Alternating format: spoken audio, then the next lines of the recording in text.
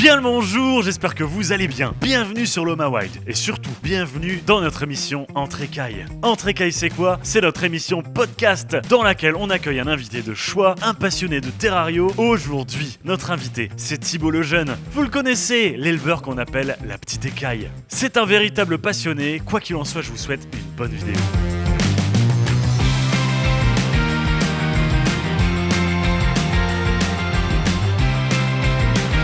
Bien le bonjour, j'espère que vous allez bien. Bienvenue sur Entre Écailles. Alors aujourd'hui on accueille qui ? On accueille Tip Tip. Salut Tip Tip. Salut Loma, tu vas bien ? Ça va, en pleine forme, et toi on a bien rigolé. On a bien rigolé On a avant. vraiment bien rigolé. Il a un humour pourri, il fait des blagues pourries et ça crée des fous rires pourris. Complètement. Alors Tip Tip, on t'appelle aussi la petite écaille. C'est ça.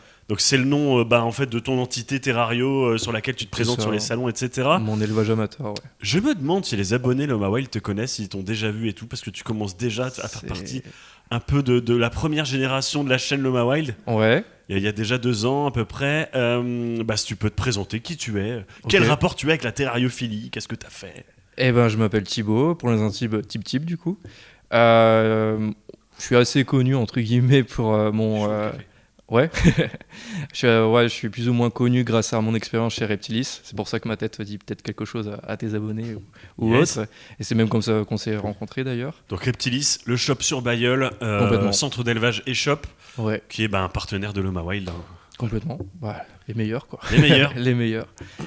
Et puis, du coup, grand passionné forcément de reptiles depuis plusieurs années. Et voilà, quoi, j'ai mon petit élevage amateur qui s'appelle la petite écaille. La petite écaille, ok. Tout à fait. Alors si tu peux nous expliquer un peu ton parcours chez Reptilis en quelques mots, qu'est-ce que tu as fait Ok. et aussi après ça, tu pourras nous dire depuis combien de temps tu es terrariophile. Et est-ce que Reptilis, ça t'a apporté des trucs ? Complètement. Ça fait pas mal de questions. On va en t'as vu ? répondre. Ouais, ça va, pas de souci. Alors du coup, chez Reptilis, j'étais vendeur conseiller et préparateur de commandes et community manager. Donc j'avais plusieurs casquettes au sein de la boutique. J'étais souvent derrière la caméra, d'ailleurs, pendant les speed deals ou autres. Caméraman. C'est ça, exactement. Après, ta deuxième question, c'était... J'essaye de faire par ordre T'as chronologique. fait combien de temps chez Reptilis ? Qu'est-ce que tu as fait ? 2 ans et demi, ouais, un gros 2 ans et demi en tout. Et toi, t'étais que au shop, hein ? J'étais que au shop. Non, la partie élevage, je l'ai fait pendant mes stages de formation quand j'étais en BTS technico-commercial.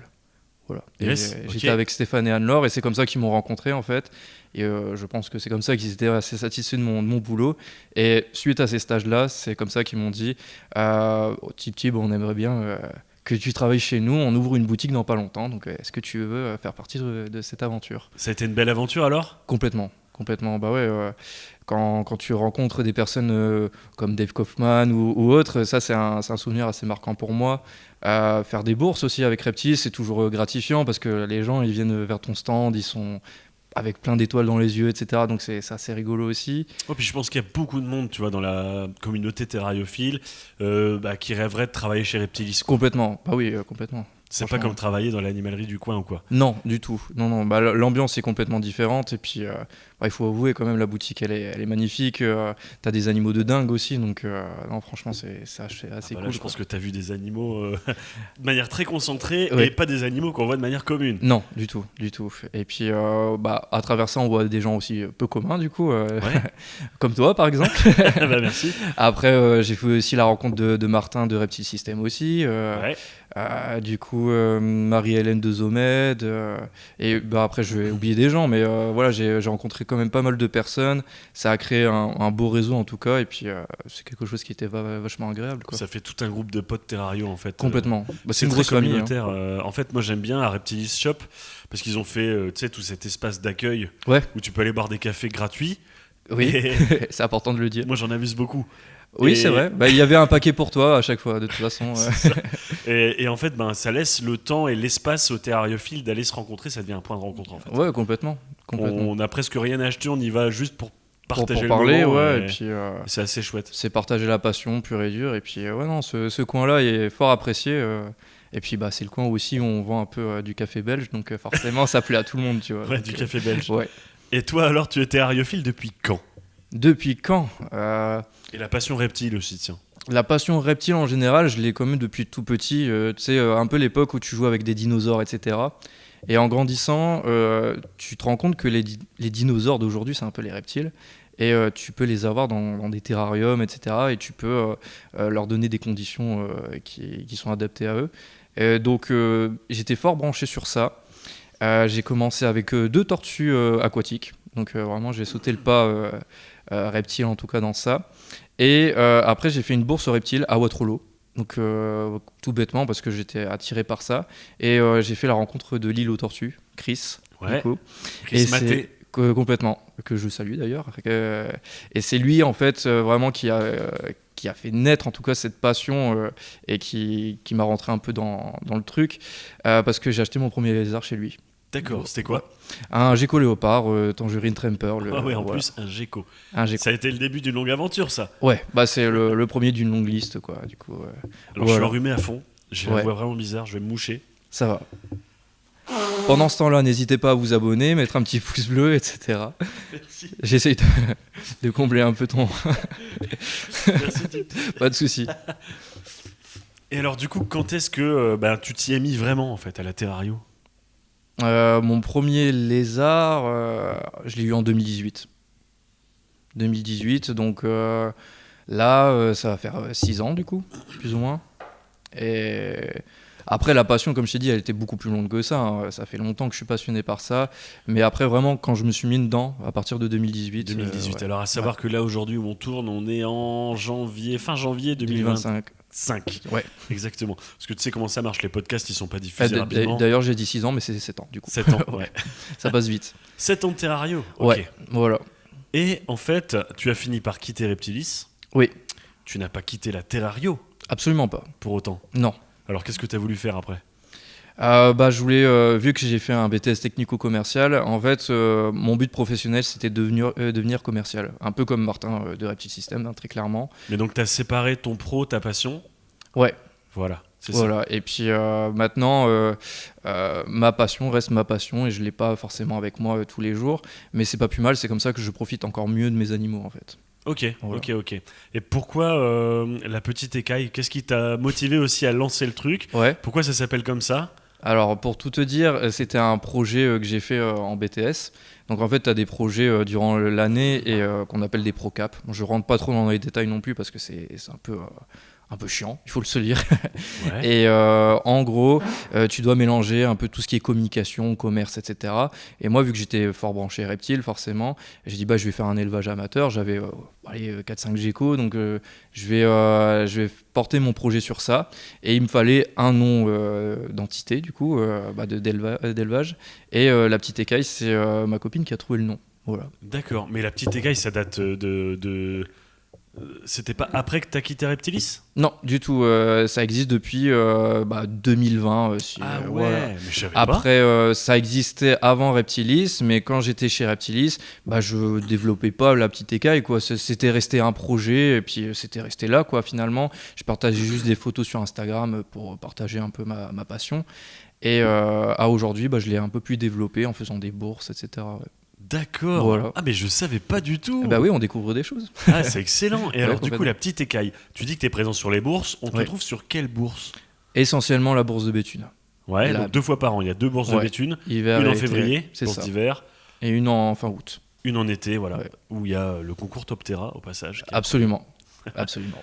Donc, Et ça va à Béthune? j'ai envie de dire que c'est la meilleure bourse du Nord, mais Ouais. mais ouais, complètement. Moi, j'aime beaucoup l'ambiance. Ça fait partie un peu du réseau que je me suis créé, entre guillemets, avec Reptilis et Ouais. avec pas mal de rencontres qui étaient cool, quoi.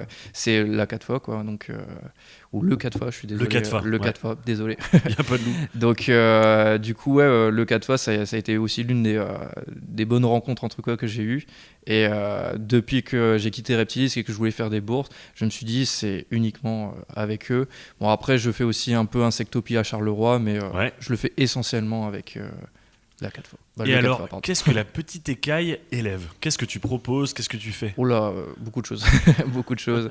Après, Parce que moi, je connais tes goûts. Hein. Je connais tes ouais. goûts. À Reptilis, c'était très marqué, tes goûts dans les reptiles. Toi, t'aimes bien les petits lézards ouais. en général. Donc, vas-y, je te Complètement. laisse en dire plus. Ouais, c'est souvent les petits lézards. Là, ce que j'élève en ce moment, c'est surtout gecko léopard. Bon, le plus classique, j'ai commencé par ça, mais je suis toujours à fond dedans, quoi. Gecko à crête aussi, qui m'éclate beaucoup. Du 5 crocodile aux yeux rouges. Donc là aussi, ça faisait partie un peu des gros événements quand j'étais chez Reptilis. C'est mon article dans le Reptile Mag. Donc, sur les Tribolonotus gracilis. Complètement. Tip est passé sur le Reptile Mag. Ouais, là c'est une relique, franchement. Un méga article. C'était long, il y avait pas mal de pages. Et 4 en tout, ouais.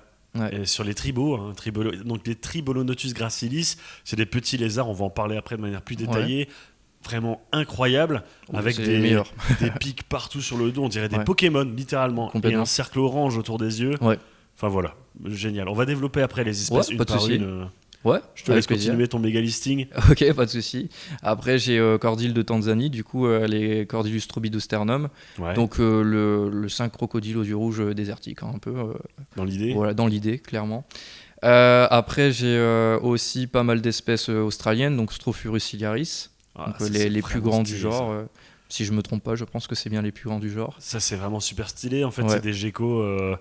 C'est des geckos qui sont très connus pour avoir une queue projeteuse de... les Ciliaris, eux, ils ont juste les épines sur la queue. Ouais, ils ont les épines. En fait, ils font partie du groupe dans lequel il y a les espèces qui projettent des sécrétions caudales. C'est vraiment stylé. C'est un bon groupe, j'aime beaucoup en tout cas. Magnifique. Et après, Nephrurus wellericinctus. Ce qui me fait kiffer chez eux, c'est vraiment leur tête d'alien en fait, et la petite queue qui ondule quand ils se reproduisent. Donc ça, c'est des petits geckos australiens. Complètement. Désertiques. Qui vivent à même le sol, il me semble. C'est ça. Et qui se cachent dans les parties rocheuses, etc. C'est ça. Et en fait, ils ont une petite queue. Qui ondule, ils font vraiment une petite danse. C'est vraiment génial. Ils font une petite parade, et puis c'est toujours rigolo à observer en tout cas. Mais c'est marrant parce que dans ce que tu as listé jusqu'à maintenant, là, il y a à la fois des choses très basiques, très communes. Gecko léopard, gecko à crête, qu'on adore, que tout le monde adore. Complètement. Mais qui sont très connus. Et tu me sors des Cordylus stropidosternum. Il y a personne qui a ça, des Cordylus stropidosternum. On est très peu à en avoir, je pense. Il y a personne qui a ça. Ok, ça va, pas de souci.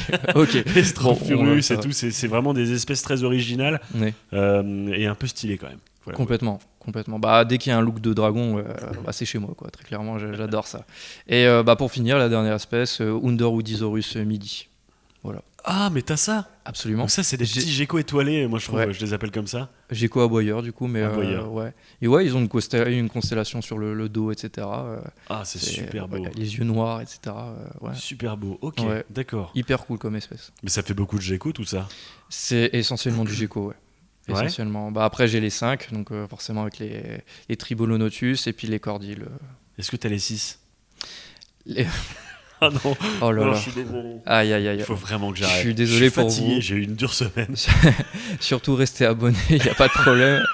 C'est une petite erreur de parcours, tout va bien. Tout à fait. Ça va. Bon, on va prendre les espèces une par une alors.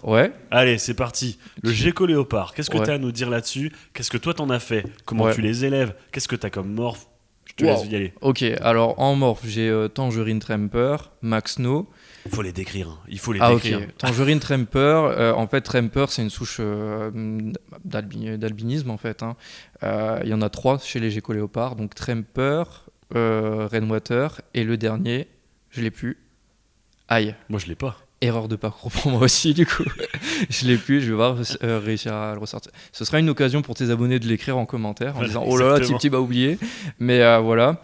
Maxno, ça tire énormément sur le blanc et un peu du jaune fluo. C'est un peu bizarre le Maxno, c'est un peu un Kinder Surprise en fait. C'est soit ça tire beaucoup sur le blanc avec beaucoup de motifs léopard, ou soit ça tire sur le jaune fluo.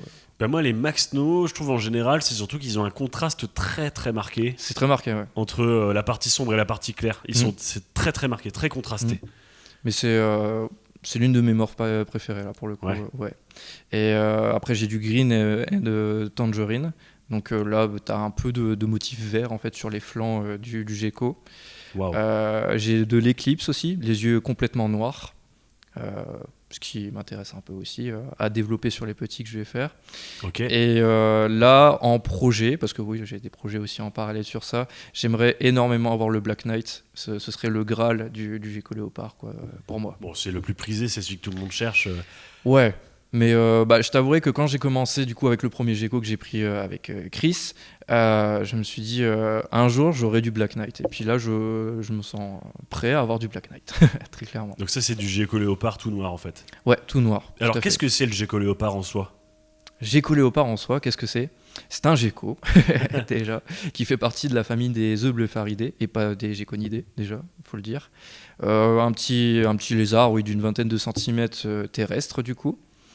Il a la particularité d'avoir une sorte de grosse queue où il met ses réserves, où il met aussi des réserves en dessous des aisselles, et qui affiche un beau sourire. Généralement, c'est ça qui fait craquer les gens.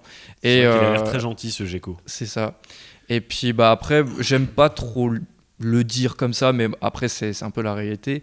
C'est complètement adapté aux débutants, aux terrariophiles débutants. Bon, c'est le lézard du débutant par excellence. Complètement. Ouais. Voilà, le plus présent sur le marché, le plus commun. Le plus robuste. Ouais, c'est ça. À noter que c'est pas parce qu'il est commun et et populaire chez les débutants que ça en fait un lézard bas de gamme ou non, complètement. Voilà, c'est excellent. Les geckos léopards, moi j'en ai 4, j'adore ça, c'est trop bien. C'est pas des lézards agressifs, ni fuyeurs, ni farouches. Non, c'est ça se manipule tout seul, c'est vraiment super chouette. Et moi c'est ce que je dis tout le temps, hyper curieux. S'ils sont aussi populaires et démocratisés, c'est parce qu'ils sont super cool. Ouais, complètement. Et puis ça colle bien aussi pour les enfants ou quoi, hein, généralement. Moi, il est pas rare qu'en bourse, justement, je cède des animaux à des jeunes, hein, qui ont 10 ans avec l'accord de leurs parents, bien sûr. Mais voilà, j'analyse quand même s'ils ont bien eu les bonnes infos quand même.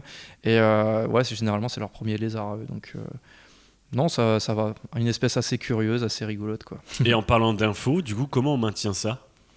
Comment on maintient ça ? Alors, généralement, pour un individu, on parle d'un terrarium de 60, 45, 45. Bon, après, si on lui donne plus grand, c'est encore mieux, hein, forcément. On est sur le substrat plutôt de l'excavator de chez Zomed, donc coucou Marie-Hélène. Donc ça, c'est de la terre argileuse, en fait. Ouais, c'est ça, type exactement. Désertique. C'est ça. Terre argileuse qu'on va mélanger avec de l'eau et ça va devenir assez compact comme de la roche. Donc, un tapis chauffant ou une ampoule chauffante... Vas-y. Voilà. Pas de souci. Donc un point chaud à 32 degrés, en tout cas en journée, une baisse de température à 24 la nuit. Ouais. Et puis voilà, strictement insectivore, donc surtout grillons, blattes, criquets, vers de farine pourquoi pas pour les femelles qui sont gestantes ou autres. Et puis voilà, je pense avoir fait plus ou moins le tour du gecko léopard. Pour les éléments de base, à noter que on a parlé de l'UV, je sais plus. L'UV, non. Si on peut mettre de l'UV, en tout cas, c'est de la zone 1 de Ferguson chez Reptile System. Donc coucou Martin. Salut Martin. On va saluer tout le monde. Ouais, complètement. Un UV qui est plutôt faible, orienté animaux crépusculaires et nocturnes. C'est ça. Beaucoup de cachettes. Beaucoup de cachettes, ouais. Gecko léopard adore se cacher. Ouais. Y a plusieurs écoles. Il y en a qui aiment bien mettre une cachette pour savoir exactement ils vont tout le temps là. Ouais. Moi j'aime bien en mettre tout plein partout. Pareil. Et en fait ils évoluent partout. Bah c'est ça, et puis c'est un peu bizarre dans ce sens-là. Au plus tu mets de cachettes, au plus ils se montrent. Donc ils se sentent rassurés. Donc, oui, c'est vrai. C'est tout à fait comme ça que ça marche. Ouais, donc moi je suis plutôt de ton côté là aussi, je mets énormément de cachettes et puis généralement ils sont toujours à découvert, ils viennent me voir. Donc, ouais, c'est ça, c'est cool. En plus, tu ouvres le terrain, ils viennent. Ouais, complètement. C'est des animaux. Ouais, il y a vraiment un climat de confiance qui s'installe, etc. Comme beaucoup de lézards, mais c'est vrai que c'est assez cool, quoi. Est-ce qu'il y a un changement à faire l'hiver ? Ouais, il y a des baisses de température. Après, ça dépend de ce qu'on projette en tout cas de faire avec son gecko. Ouais. Si on veut faire de la reproduction, par exemple, il y a une période de repos à faire, donc des baisses de température. Donc là, en ce moment, je ne vois pas mes geckos léopards parce qu'ils sont en train de dormir, très clairement. Et puis voilà, donc on abaisse les températures pour qu'ils puissent hiverner. Et après, petit à petit, on va augmenter les températures jusqu'en printemps, début printemps.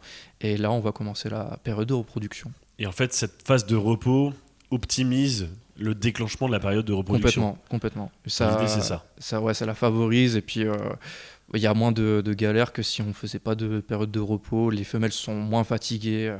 Voilà, c'est beaucoup mieux, quoi. Est-ce que tu sais un peu alors on les connaît beaucoup en captivité, les geckos léopards. Tu connais un petit peu comment ça se passe là d'où ils viennent dans la nature ?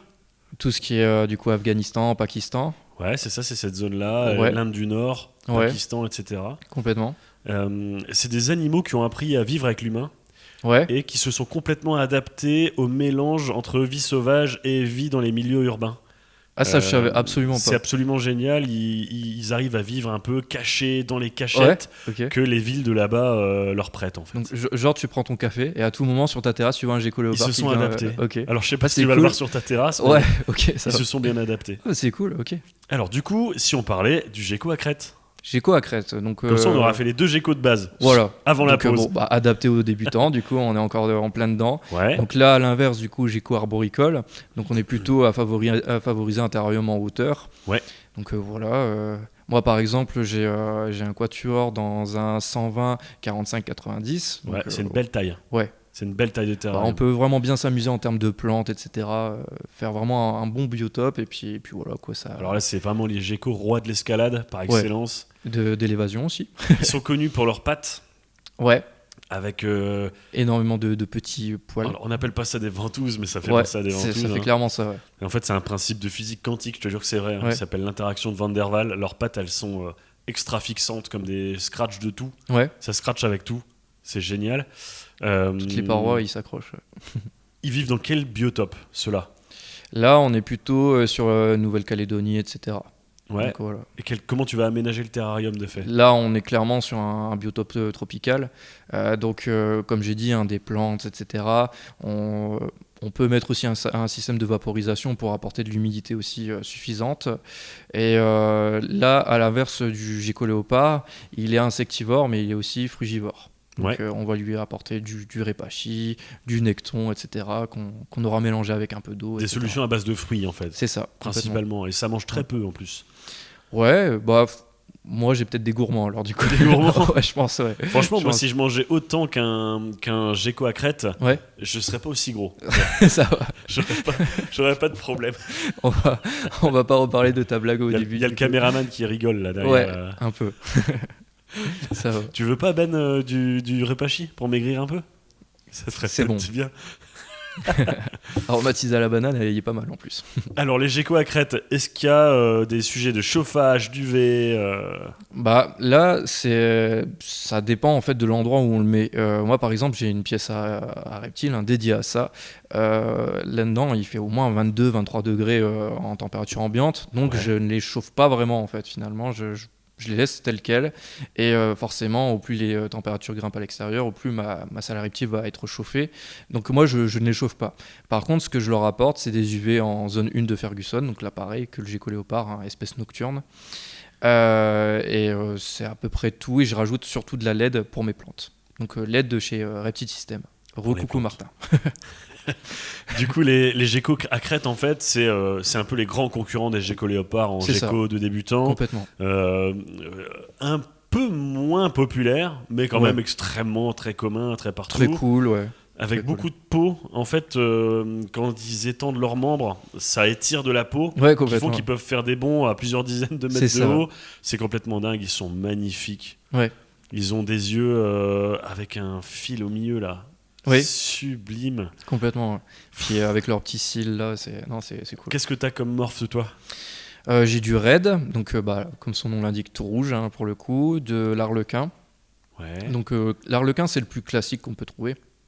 Et après du dalmatien, donc là avec des spots noirs un peu partout, assez classique aussi. Voilà. Oui, c'est vrai, on en trouve assez communément. Mm.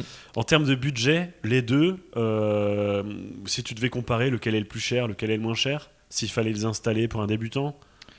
C'est une bonne question ça. Franchement, je trouve que ça s'équivaut en fait.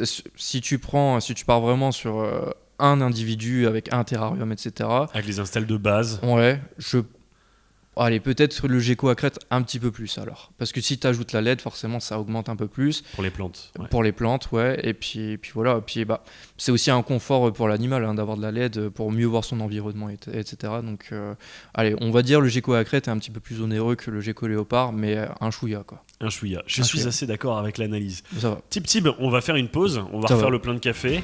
Ouais. À tout à l'heure tout le monde. À tout à l'heure. Loma Wild est une équipe qui travaille à mettre en avant la terrariophilie française. Depuis le début, nous avons réalisé un travail audiovisuel à travers tous nos contenus, nous avons bâti la salle tropicale et mettons tous nos efforts à votre disposition, à vous, terrariophile pour vous créer un contenu de qualité et pour vivre la terrario auprès de vous. À 100% autofinancé, vous imaginez bien que les frais sont conséquents et que ce n'est pas notre principale activité. Aussi, un coup de main de votre part serait le bienvenu. C'est facile, allez voir dans la description le lien Tipeee et en plus il y a des récompenses à gagner. On compte sur vous. Bonjour tout le monde, Retip Tip, ça va toujours ? Ça va toujours, et toi ? Il était bon ton café ? Il était bon, ouais. Super bon, Ouais, super bon va. café. Alors, on va rattaquer du coup. On était sur tes espèces une par une, sur comment tu les maintiens, qu'est-ce que t'as, etc. C'est ça, ouais. De mémoire, alors on a fait dans la première partie gecko léopard, gecko à crête, les gecko les deux débutants. Complètement. Et si on attaquait sur un peu ton domaine d'expertise, Oh là. le Tribolonotus gracilis. Ok, les 5 crocodiles aux yeux rouges. Les saintes trototo. Gros crocodile, ouais, j'ai un peu bégayé, désolé. Yes. Ça va. Allez, c'est parti. C'est pour faire rire un peu les abonnés. On n'a pas assez ri, tu crois ? Un peu quand même. Bon, du coup, 5 crocodiles aux yeux rouges, espèce du coup tropicale. Si on devrait les situer, plutôt Nouvelle-Guinée, Papouasie. Une espèce assez cool en termes de look, parce qu'on a vraiment affaire à un petit crocodile en fait. C'est un Pokémon. C'est un Pokémon. C'est vraiment un Pokémon. C'est ça.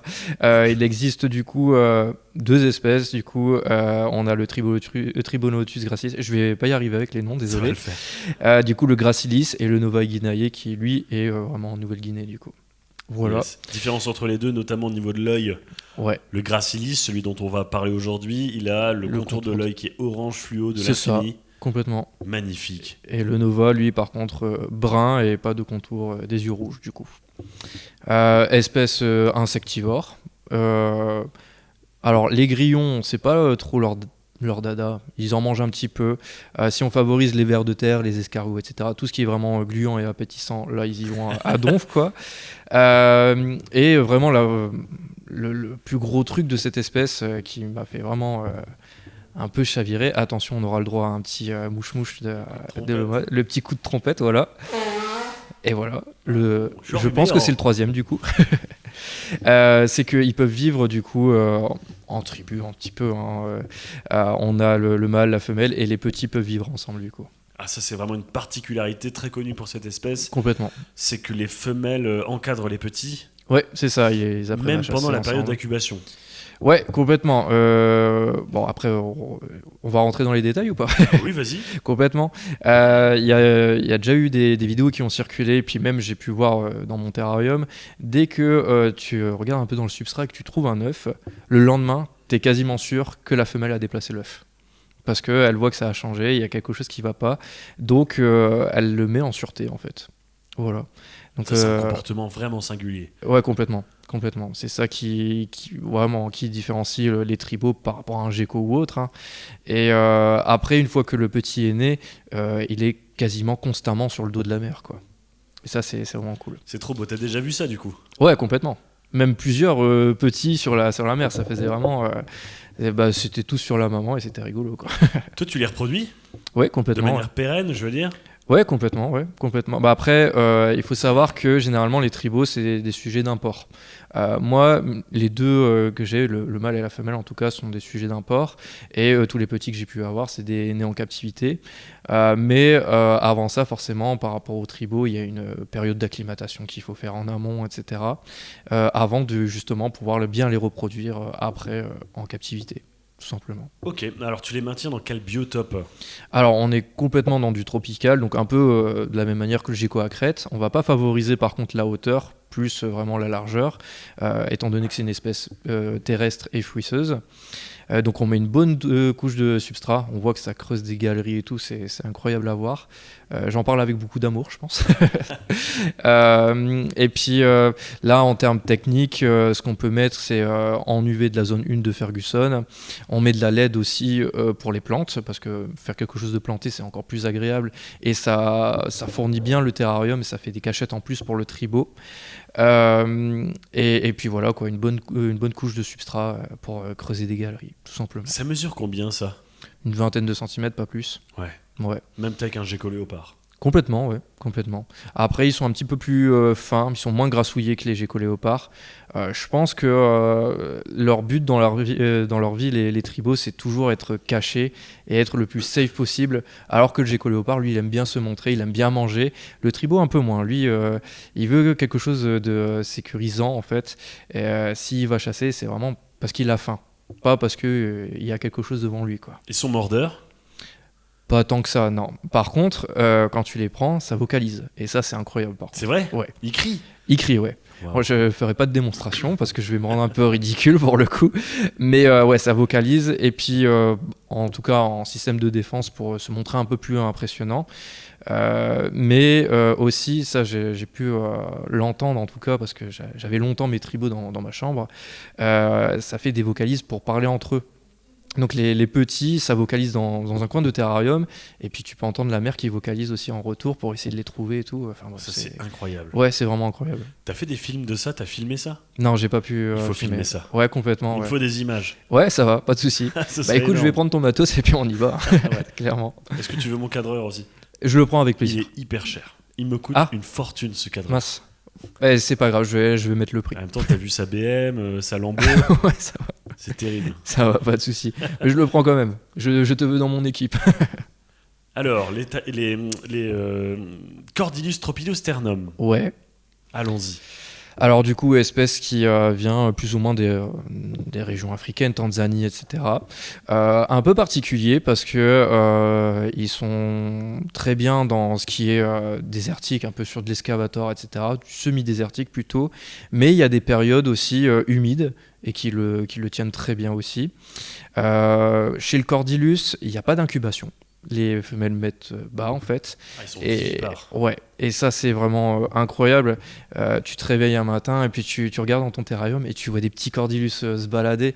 Et là c'est juste incroyable à voir, quoi. Et ils peuvent vivre en groupe également. Alors, à quoi ça ressemble? Un Cordylus, un lézard un peu grisâtre, sur le ventre un peu jaunâtre, le dessus grisâtre du coup, et la queue épineuse. Et ça, c'est l'avantage aussi, c'est un système de défense à mon avis dans cette espèce-là, c'est qu'ils vont se caler entre des roches et ils vont juste dépasser la queue. Donc vraiment, s'il y a un prédateur, il va peut-être y mettre le museau ou quoi, il se pique instantanément, quoi. Et, Après, ils ont le reste de la peau qui est quand même particulier. Ouais, Rêche, un peu comme du Sceloporus. Ouais, complètement, ouais. Et puis on peut parler clairement d'une armure, quoi. Très clairement, c'est hyper solide. Vraiment, c'est particulier. Mais chose que j'ai pas dit chez les tribaux et qui est le même cas en tout cas chez les Cordylus, c'est une espèce qui est assez timide entre guillemets. Donc si tu vas les manipuler, il n'y a pas de morsure, mais ils sont sur le qui-vive quand même. Ça se manipule pas facilement, quoi. Ils aiment pas la contention, etc. Non. Ça ressemble vraiment à des Sceloporus malachiticus là-dessus. Ouais, complètement. En plus grand. En plus grand. En plus grand. Mais tu sais, le côté farouche et tout, les Sceloporus, ça se manipule pas non plus. Et très les rapide, lézards, du j'aime coup. bien comparer entre eux. Ouais, carrément. Combien ça mesure des Cordylus? Pareil, une vingtaine de centimètres. Je suis toujours sur le même format de lézard. Le même quoi qu'il gabarit, arrive. ouais. C'est ça. Donc voilà. Tu reproduis ça? Alors oui, j'ai un groupe, j'ai un mâle avec 4 femelles dans le même terrarium, dans un très grand terrarium, sur un terrarium de 1,80 m sur 45 sur 50. Ah ouais, pas mal. Espèce terrestre, du coup on n'en est pas venu à là. Mais si on met des branches et tout, ils vont grimper un petit peu. Hein. Et comme j'ai dit, du coup, pas d'incubation, et puis tu te réveilles un matin avec beaucoup de petits qui sont là, quoi. Ils peuvent faire entre 4 et 5 petits. Voilà. Excellent. Par femelle. Par femelle, ouais. Combien de fois par an? C'est un peu plus rare parce que là on parle de gestation un petit peu, hein, donc la gestation de mémoire c'est 5-6 mois si je dis pas de bêtises. N'hésitez pas à me reprendre dans les commentaires s'il faut, hein, mais Je pense qu'il y a pas beaucoup d'experts en Cordylus tropidosternum. ouais, et puis semblant de rien, je les ai pas depuis longtemps. J'essaye d'avoir assez de recul dessus, mais des petits, j'en ai eu que 2 fois, de 2 femelles différentes. Les autres, à mon avis, sont encore assez jeunes pour le coup, et j'en ai eu que 2 à 3 petits. Ça, c'est une espèce vraiment pas commune, hein, vraiment originale. Hein, pour ceux qui nous regardent, si vous avez l'opportunité de tomber là-dessus, foncez parce que c'est vraiment pas commun. Complètement. Toi, tu le proposes sur la petite écaille? Complètement, ouais. Après, il faut savoir aussi que ce sont des animaux qui sont enregistrés sur IFAP, du coup, par photo. D'accord. Donc avant de les mettre sur mon stand, la petite écaille forcément, je passe par le veto, et puis après identification à la photo par IFAP, Donc etc. IFAP en fait c'est le système d'identification, hein, Absolument, par photo ou par puce. par puce ou par photo, voilà, Ouais. qui est obligatoire pour certaines espèces. C'est ça. Et Ok. le Cordillus en fait partie, le Tribo également aussi, Ouais, et le gecko à crête qu'on a mentionné aussi auparavant. c'est vrai. Voilà. Mais pas les geckos léopards. Non, absolument pas. Alors ensuite, qu'est-ce qu'on a d'autre? Alors, on a après, on peut parler des Strophurus. Si tu C'est veux. parti pour les Strophurus. Alors, Strophurus, on est sur. Ça, Moi, c'est j'ai la classe. les. Ouais. Ça, c'est vraiment la classe. J'adore cette espèce-là en tout cas. Moi, j'ai les Ciliaris, du coup, les plus grands du genre. C'est prisé Euh, et c'est onéreux. Oui. C'est quand même des lézards qui coûtent cher. Ouais. Pour des petits lézards, en plus, c'est ça qui est fou. Ouais, parce qu'ils sont pas très grands. Hein. On est plus ou moins à une quinzaine de centimètres, pas plus. Hein. Donc encore Ouais. plus petits. Encore plus petits, ouais. Ouais. Et là, on est clairement sur un gecko à crête désertique. Donc là, pareil, on va favoriser du coup la hauteur, une base d'excavator, vraiment quelque chose d'assez désertique. En termes d'UV, pareil, zone 1 de Ferguson, ça fait très bien l'affaire. Quoi. Donc c'est arboricole, Ouais, désertique. désertique, c'est ça. Il n'y en a pas beaucoup des comme ça. Non, absolument pas. Mais c'est ça qui rend l'espèce un peu exceptionnelle, quoi. Alors qu'est-ce que c'est? À quoi ça ressemble? Alors, on imagine un gecko à crête, plus fin, avec des épines sur les yeux, les ciliaris en tout cas c'est comme ça, et des épines sur le long de la queue. Après il y a d'autres Strophurus comme les Tanicoda, qu'on a parlé tout à l'heure en off en tout cas, qui émettent et éjectent du liquide par Des la sécrétions, queue, c'est des ça, sécrétions, par la c'est queue. ça. C'est hyper impressionnant. Ouais. D'ailleurs, les grandes boîtes de documentaires animaliers type National Geographic, etc. Ouais, ils le représentent on souvent. fait des super images en ralenti et tout de ce phénomène-là. Ouais, ils ouvrent en grand la gueule et puis tu vois les filaments et tout. Ouais. Et à Reptilis, du coup, on en avait et j'ai eu le droit qu'une fois de ce genre de filament-là. Ça a une drôle d'odeur, mais après, j'ai pas poussé le test plus loin à mettre dans les yeux ou quoi. Je pense pour des raisons évidentes, mais sinon, ouais, ça a une drôle d'odeur. Les Ciliaris, par contre, eux, ne le font pas. Ok. Voilà. D'accord. Et très proche de l'homme, Estrophurus ciliaris aussi. De l'homme. De l'homme, ouais, très clairement. Moi, je Tu les les manipule. manipules et tout? Comme je veux, franchement. Hein. Ils viennent sur moi, ils grimpent là. La femelle, généralement, elle se cache dans mon col ou autre, et puis elle bouge pas tout le long de l'entretien. Donc c'est assez cool d'avoir des individus comme ça. Incroyable, Quoi. ça Ouais. c'est génial. Ouais, complètement. C'est super, mais moi je vais passer chez toi faire quelques tournages. Ouais, bah si tu veux, avec plaisir. Avec plaisir. Les Strophurus, c'est des lézards un peu de niche, Ouais, je trouve. Un peu comme on aurait des Abronia, des machins. Bon, les Complètement. Abronia, c'est le cas extrême. Les Strophurus, faut s'y connaître. Et une fois qu'on connaît, on se dit ah, ça c'est vraiment excellent. complètement. Ils ont des yeux de gecko époustouflants. Ouais. Ouais, non, j'aime beaucoup. D'ailleurs, j'ai appelé l'un de mes geckos Sauron. Tu vois, un peu comme dans Le Seigneur des Anneaux, tellement que l'œil est incroyable. Je ne saurais même pas le définir, il faudrait vraiment en mettre une photo ou quoi. C'est ça. Ou si tu passes du coup chez moi, je te montrerai un peu plus près. Mais C'est très cool. riche en couleurs, ça peut virer Ouais. au rougeâtre C'est ça. intense, très intense. Mhm. Magnifique. Ça, c'est vraiment une très belle espèce. Alors, c'est quoi tout ce qui est température, UV, Matos, alimentation? quoi. Ok, Ouais, ouais, ça va. c'est parti. Alors, strictement insectivore. Donc là, les grillons, par contre, ça y va à donf. J'ai essayé les blattes, un peu plus timides sur ça. J'ai mis quelques cloportes. Ça, ils ont tapé un peu dedans aussi. Ok. Oh, pourquoi pas. Et après, en termes de matos, ouais, zone 1 de Ferguson pour les UV. Je mets aussi une ampoule chauffante que je mets en hauteur forcément et pour atteindre au moins 32 degrés au point chaud. Voilà. Et baisse de température la nuit forcément, qui va avec à 24 degrés. D'accord. Ok. Voilà. C'est des animaux nocturnes. Nocturne, ouais. Ouais. Après, il est pas rare de les voir en journée pour s'exposer aux UV justement. T'arrives à les observer comme il faut? Ouais. Complètement. Étant donné qu'ils sont assez proches de moi, c'est très peu timide. Donc, dès que j'avance devant le terrarium, ils continuent leur life en fait. Hein. Ils vont chasser. Des fois même, ils me regardent en mode qu'est-ce que tu fais là, toi? Donc, non, vraiment, c'est curieux et puis c'est très dynamique. Donc, c'est cool à observer. Excellent, excellent. Voilà.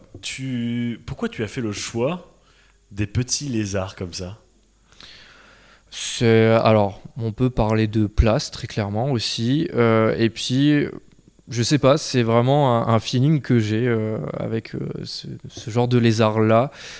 J'adore tout ce qui est iguane, tout ce qui est varan, mais je me vois pas en détenir en fait, tout simplement. Donc voilà pourquoi je me suis tourné vers les petits lézards. Ça Voilà. marche, ok. Il y a d'autres espèces qu'on n'a pas mentionnées? On a développé. les Nephrurus du coup. Les Nephrurus. Allons-y, Ouais. c'est parti. Nephrurus Wellericinctus, donc là à l'inverse du Strophurus, espèce terrestre, nocturne également, australienne. Magnifique. Ça, ouais. c'est vraiment magnifique. J'adore les Nephrurus aussi. La faune australienne, franchement, là, je suis en plein dedans.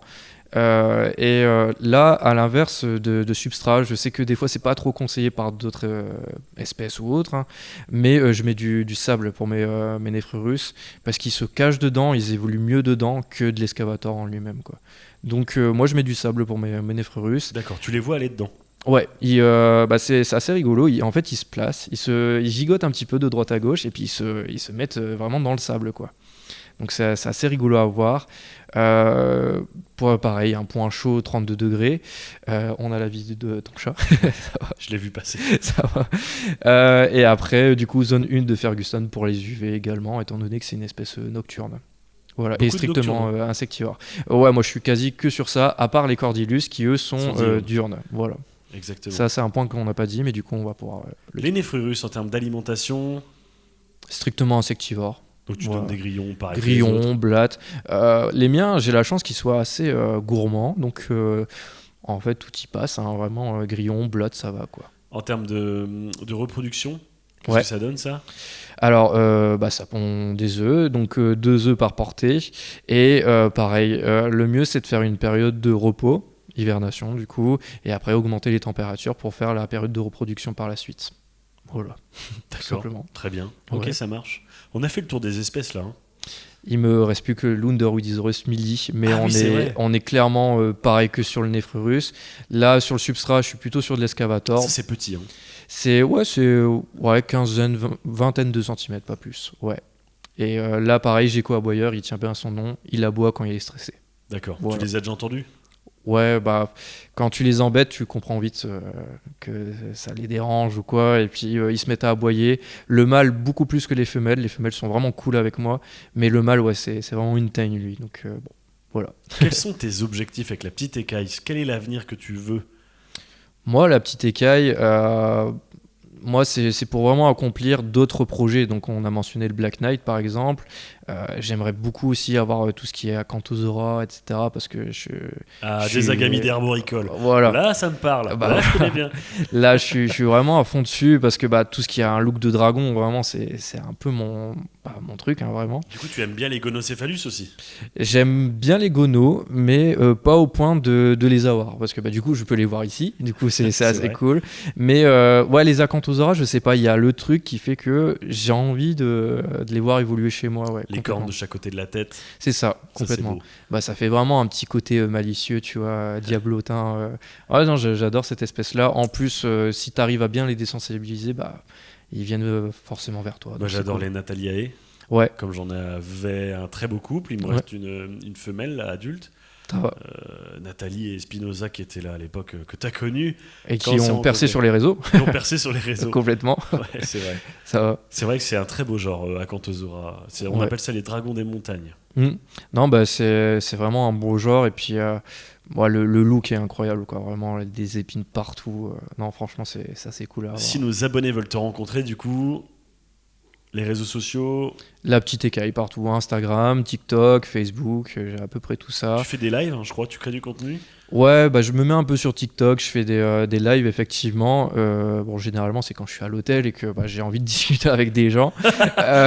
Donc voilà, pour parler un peu Terrario. Et puis j'attire beaucoup des curieux, donc je réponds à leurs questions. Voilà, c'est assez chill comme ambiance. Hein. Et puis j'invite aussi des passionnés sur mon live pour qu'on puisse discuter ensemble. Voilà. J'en peux plus du rime, je galère à parler depuis tout à l'heure, Ah. c'est un enfer.